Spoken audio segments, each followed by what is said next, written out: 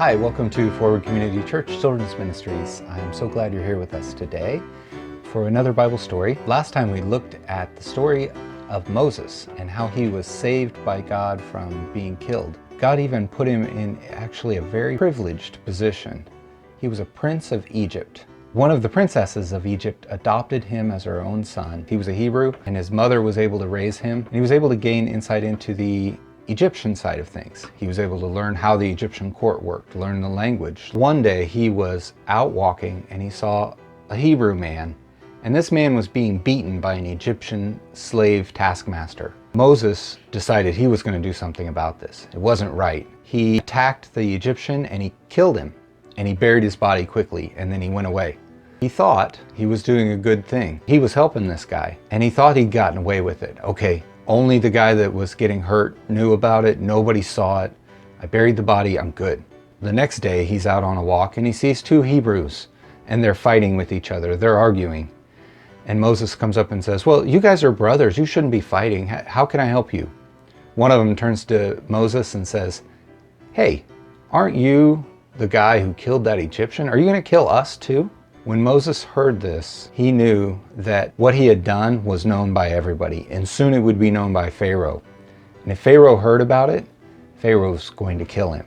He knew he had to get out of Egypt really fast. Moses fled the land of Egypt.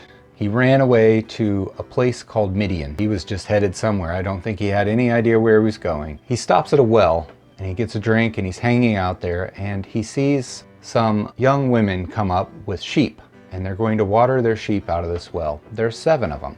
Some other shepherds there decide that they're going to water their sheep first, and they're going to push the women out. They're bigger and stronger, and they're going to do what they want to do. Well, Moses comes up and he defends the women against these other shepherds, and then he helps water the women's sheep and takes care of them. Later, the ladies go home, and it turns out that they are the daughters of the priest of Midian. Their father's surprised. They're home earlier than normal. He asks them, why are you home so early? And they tell him, somebody helped us today. They helped fight off the other shepherds that are usually mean to us. So the dad said, well, where is this guy? Why don't you bring him home? I'd like to talk to him. So he brings him home, and Moses talks to him, and he offers Moses a job taking care of his sheep.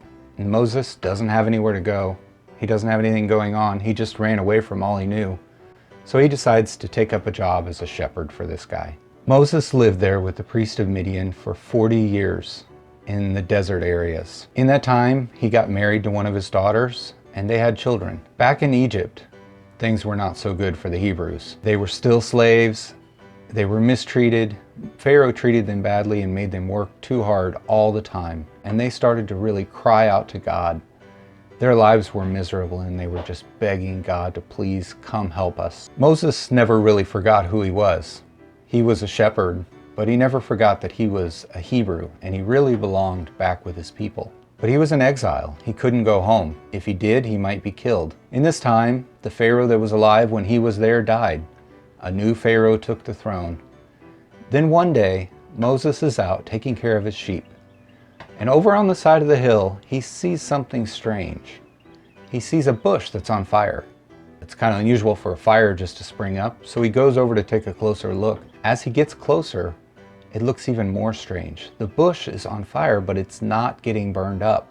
As he gets closer, suddenly a voice speaks out of the bush, and that's our scripture for today. In Exodus 3:5, it says, then he said, do not draw near this place. Take your sandals off your feet, for the place where you stand is holy ground. God was speaking to Moses out of this bush, and he used it to grab his attention and draw him in. Moses took off his shoes and he fell down before God.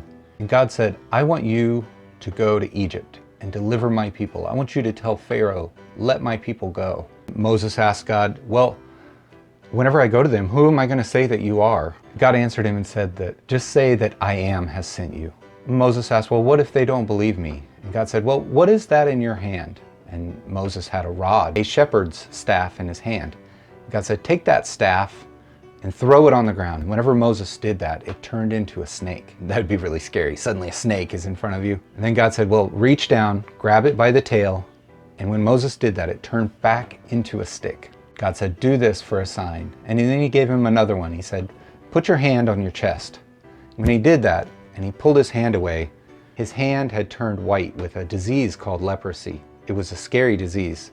And then God said, put it back on your chest. And when he put it back and took it out, it was clean again. So God gave Moses these two signs to show to the children of Israel whenever he went back. But Moses wasn't done. That wasn't enough for him. He said, God, I know you're sending me and I want to go, but I'm not good at speaking. Can you please send someone to help me speak? Because I don't speak very fast or very well. And God said, okay, I'll send your brother Aaron. I've spoken to him and he's going to meet you. He will speak for you to Pharaoh. So Moses packed up his household and he left the land of Midian. He said goodbye to his father-in-law and he went off to Egypt again. On his way there, Aaron came out to meet him and they met and talked about what God had said. Moses and Aaron went to the leaders of the Hebrews. They talked to them and told them that God had sent them finally to deliver the children of Israel from Egypt. And they believed him and said, okay, now you can go before Pharaoh and tell him. Moses and Aaron went to Pharaoh and they said, let my people go.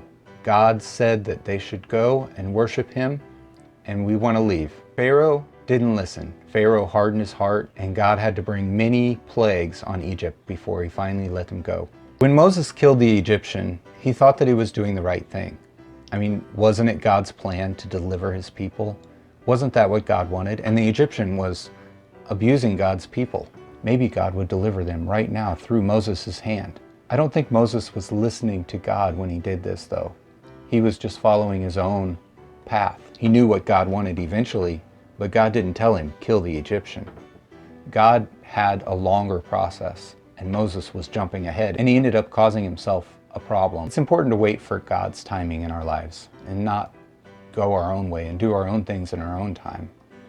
God blesses that a lot more. Next time we'll be looking at God leading the people of Israel through Moses out of Egypt and their time in the wilderness, giving the 10 Commandments and all that. Thanks for watching. Hope you've enjoyed it. God bless you all.